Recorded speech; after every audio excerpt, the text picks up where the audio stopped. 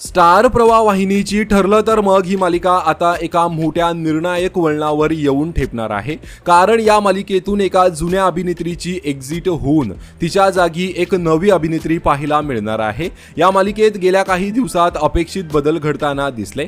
एकीकडे प्रिया महिपत आणि नागराज यांना जेलमध्ये पाठवल्यानंतर दुसरीकडे आता साक्षीची देखील मालिकेतून एक्झिट होणार आहे.